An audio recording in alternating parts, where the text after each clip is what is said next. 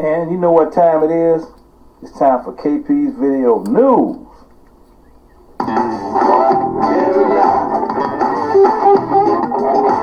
KP's Video News, y'all.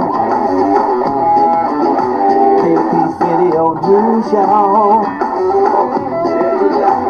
KP's Video News, y'all. Right. That's right, it's KP's Video News.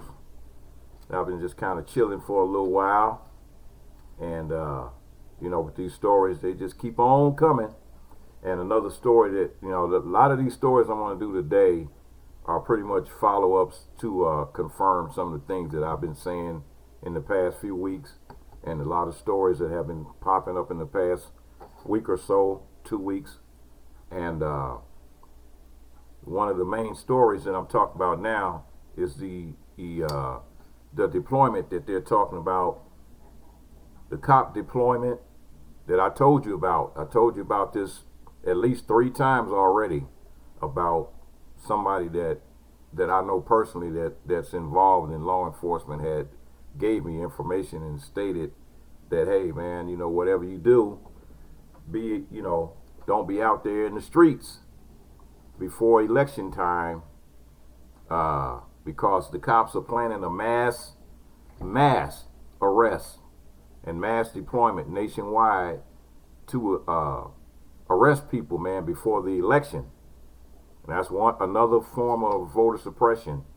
So I have the actual story here that just came out 2 days ago, and I'm going to give you the link so you can read it for yourself. I've been telling you this from my own personal contact that told me this. Now I'm going to show you the story so you can read it yourself. And this is one city. NYPD tells uniformed officers to prepare for deployment ahead of election protests in an internal memo.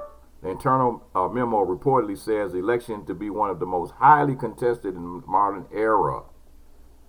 So New York City Police Department Commissioner Dermot Shea has told uniformed officers to prepare for deployment in anticipation of protests amid the presidential election next month through an internal memo, according to reports. The memo obtained reportedly warned that uniformed officers of service of every rank should be prepared for deployment starting the 25th of October. According to the broadcast, the memo anticipated that the November 3rd election will be one of the most highly contested presidential elections in the modern era. There's also a strong likelihood that the winner of the presidential election may not be decided for several weeks. Commissioner Shea reportedly told officers to anticipate protests to grow in size, frequency, and intensity leading up to the election and even into the following year. And Commissioner Shea confirmed the internal memo and said it would be nice if we had an uneventful fall season, but this is 2020, so I think the lesson here is to prepare for the worst and to be ready, and that's what it's really all about. Everyone is well aware of the climate right now in this country, certainly here in the city, and the election coming up, and it's our job to prepare for the worst, and hopefully it's not needed. The city previously faced successive nights of peaceful protests and violent demonstrations earlier this year following the death of George Floyd on May 25th. At the height of the civil unrest, as many as 8 demonstrators were held in one day, calling for justice in the killing of Floyd and in the end to police brutality and systematic racism. New York police officers came under intense scrutiny during the demonstration over reports of their treatment of peaceful protesters in the city.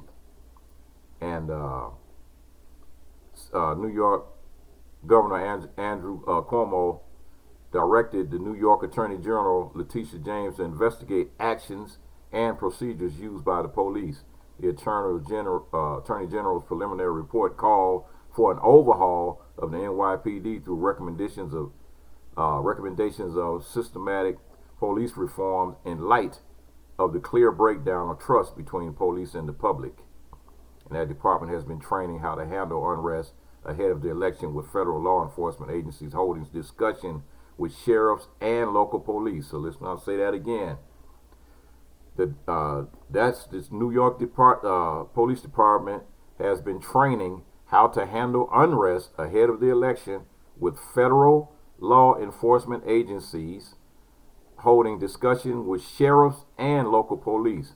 The whole idea behind the training is to separate those people that are there to cause chaos, as opposed to the real reason for that protest began in the first place.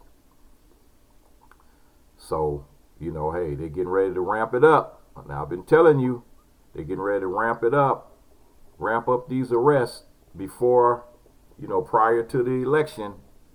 And they're talking about, well, we doing this because it's going to be a volatile election and we don't know if people are going to be protesting, blah, blah, blah, about the outcome of the election. But they're talking about deploying these police on the 25th. And some of them are already being deployed now. Talking about being deployed on the 25th of October, and the election is on November 3rd. So don't be stupid. Listen to what I'm saying, and just, you know, you can take it as a grain of salt. But like I said, I will post the link up so you can read the story for yourself. And here's another disturbing story. You got a video shows a Trump supporter pulling a gun on teens at a haunted house. And the teens, you know, you had a group of teens in Idaho got a much bigger scare than they bargained for when a drunk Trump supporter pulled a gun on them during an argument at a haunted house. The suspect, 37-year-old Joshua Lochner, was charged with 5 felony counts of aggravated assault and 1 count of carrying a concealed weapon while under the influence. The altercation took place at the Haunted World in Caldwell, Idaho on Friday, and a video of the incident appeared when it has already been received. It had 13,000 hits on there.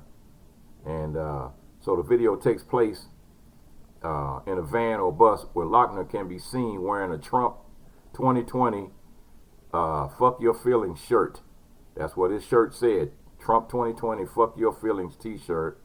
And the clip opens with the teens rattling off several of Trump's indiscretions for disbelieving Lochner. Say he has 30 rape convictions. These are the kids talking about Trump. Said Trump has 30 rape allegations. One teen says he's a racist, sexist, homophobic, transphobic. It said, and the guy says, how? Give me one reason how Trump is a racist. Lochner said, he's taking away our marriage rights. We won't be able to adopt children. We won't be able to have Medicare. We won't be able to have abortions. One of the teens replies. Somebody on another side of the vehicle calls the teens crazy an insult, and which they do not take kindly to. And and the kids cussed them out. The teens yell back at them. And so you got shouting going back and forth. And the teens stand up and approach the passengers across the aisle. Then Lochner stands up and yells, "Hey!" At which he points at passengers, scream, and he sit back down. And he pulls out a gun. On the kids. And the kids say, "You the one with the gun." Lochner continues displaying his gun and screams at one of the teens, "Put your phone down." But the teens continue filming and refuse to relent in roasting Lochner, even though he's brandishing a weapon. "Are you drunk?" they asked him. And Lochner replies, "No, I'm proud." And the video ends with what appears to be the Haunted World employee escorting Lochner off the vehicle. Police then took him to the Canyon County Jail and charged him with the aggravated assault and concealed weapon counts. His arraignment was the other day on October 13th. Despite his brazen Trump 2020 shirt, it appears Lochner was the one whose feelings and most potentially permanent record got screwed in the end. They had a bunch of teenagers, man. A bunch of guy got a gun. The teenagers didn't have nothing but phones, and and they backed him down. So guys, you're the one that got your feelings hurt. Now you going to jail, and you went to jail, got arrested, and went to jail, and I'm quite sure, if he's wearing something like that, he didn't have money, probably don't have money to bail out. So here we go with another one. I'm telling you, man, these people coming out the woodwork, thanks to the DC dunce. So it got a Utah police order a dog to attack a 14-year-old surrendering suspect. And the police released footage in the interest of being transparent, showing an officer ordering a canine dog to bite a schoolboy suspect. Officers from Salt Lake City Police Department captured the moment they detained an unarmed juvenile suspect in Salt Lake City, Utah. And the video, however, has just been released to the police following an audit that investigated 34 cases of the department's canine apprehensive program, spanning back all the way back to 2016. And I just did a story on something similar to this 2 months ago, where the cops in Salt Lake City sicked the canine dog on a man that had already surrendered, that was on his knees. And the footage shows the moment that the canine handler, whose name has not been given, stands at the door of the establishment and yells at the suspect inside, warning him of the police dog if he fails to comply.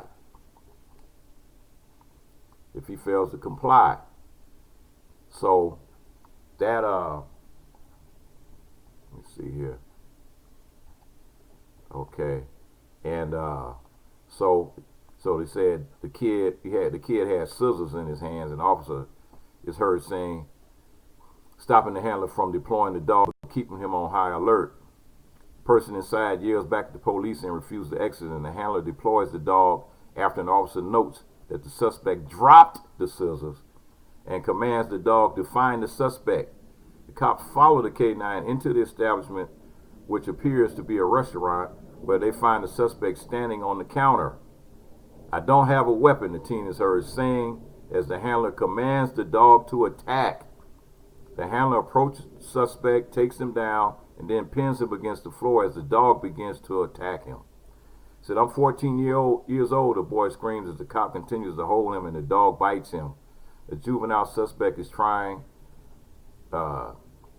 was found trying to start a fire when he was detained by police. No further information was given on the case. However, the police department reported the canine apprehension program, and the 4 dual-purpose dogs associated with it remain suspended indefinitely, according to a statement released with the footage. Officers involved in the case have been placed on administrative leave pending the outcomes of this investigation, and authorities are now taking initiatives to conduct similar audits in all divisions of the police department, according to the Salt Lake City Police Chief Mike Brown. Of the 34 cases that were investigated, 19 were deferred to the district attorney's office for further review, and it's not known when the investigation will conclude.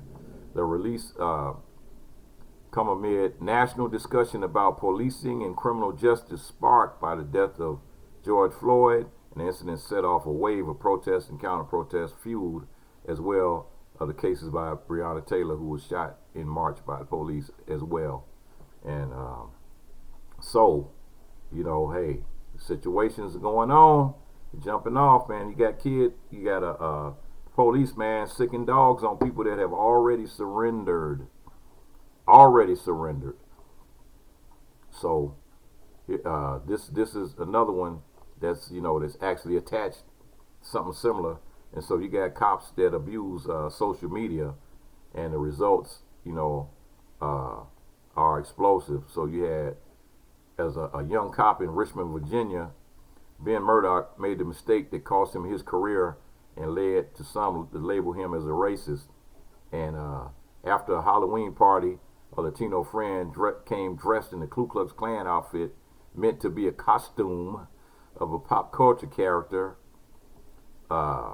created by Dave Chappelle, talking about Clayton Bigsby, a blind black man who thinks he's a white supremacist. The picture is taken and posted on social media. The local news picked it up, and 2 days short of finishing his probationary period, Murdaugh said he was pressured to resign and has not worked in law enforcement since. At the time, you think it's hilarious and you don't think about what you're doing, Murdaugh said recently. Think twice about all your decisions. Social media were in infancy when they helped end Murdaugh's career. Now, they are so widely used by police and retired officers and so closely watched by their distractors at the worst moments are casting a harsh spotlight on the mindset of law enforcement and serving as proof of some cops are inherently biased. So, you know, the Plumas County Sheriff Deputy Obayashi, who has developed the state's first training course for officers on personal social media, has investigated multiple incidences of online misconduct. Said offending officers have often surprised by the uproar. So when I do investigations, I get these excuses all the time. No, I'm not racist. It's funny. Obayashi said there's no excuse. There's no justification. What circumstances can you come up with to justify such postings on the internet? There aren't any. And that's why chiefs and sheriffs are tearing their hair out. In recent months in California, one sheriff deputy was fired and a deputy at different department disciplined for posting a meme of a black male porn star with his knee on George Floyd's neck. And a law enforcement union for prison guards came under fire online, where a black legislature's face was covered with the bullseye. And another LA County Sheriff Department captain would resign and reassign after a Facebook post. They said Andres Gallardo, a Salvadorian American, was killed by a deputy in Gardena, chose his fate. In San Jose, 4 officers were implicated in an ongoing investigation for participating in a private Facebook forum that included racist and anti-Muslim content, and the California Highway Patrol last summer and the chief investigated after a forwarded post disparaging transgender celebrity Caitlyn Jenner was brought to the department's attention. Amid the George Floyd demonstration, LAPD Protective League Board Jamie McBride came under scrutiny for posting Facebook messages supportive of former police chief Daryl Gates, who ran a department plagued with excessive force. Also under scrutiny is McBride's daughter, Tony McBride, an LAPD officer who in April shot and killed a man carrying a box cutter, provoking community protests. And pictures of her blasting away at targets at a gun range can be found online, including one posted in recent days. Police officers have free speech across California and the United States. Departments are grappling with how to balance those protections with the potential of commentary that can trigger explosive responses, putting the profession further on the defensive. So the cops are out there posting up a bunch of garbage, man, on Facebook, and they don't think nothing should happen to them. A bunch of racist, biased garbage. And this is going to be the final story on this episode, but it's another story that I've been talking about for a minute, and it has to do with these voter registration sites that are mysteriously crashing. I voted in person. I had a mail-in ballot, but I took it and dropped it off in person at the election office, on Monday. But here we go. You got to vote, people. Cut cable shuts down. Somebody cut the cable. So in Richmond, Virginia, an accidentally severed fiber optic cable that shut down Virginia's online voter registration system for several hours on Tuesday, the last day to register before the November elections, had prompted a lawsuit from a civil rights organization. The Virginia Department of Elections said in a statement on Twitter that a fiber cut affected connectivity for multiple agencies, including the department's citizens portal and registration offices. The cable was inadvertently cut during a Chesterfield County roadside utilities project. Wow. According to the state's information technology agency. 6 hours later, the Department of Elections issued a statement saying the portal was back online, but the fallout led to concerns that voters were being disenfranchised at a crucial moment. Voting advocates said that the accident couldn't have come at a worse time and lambasted the state officials for the technology failure. The day of the deadline is when many Virginians decide to register, particularly after being reminded on social media and in the news. And the Lawyers Committee for Civil Rights under law filed a lawsuit Tuesday night saying voter registration must be extended for 48 hours and that the state should make a significant effort to tell the public about the change. Named as defendants in the lawsuit are the Virginia Department of Elections, the Virginia State Board of Elections, the Elections Board Chairman Robert Brink, and Vice Chairman John O'Bannon, Christopher Piper, Commissioner of the Department of Elections, and Jamila LaCruz, Secretary of Board of Elections.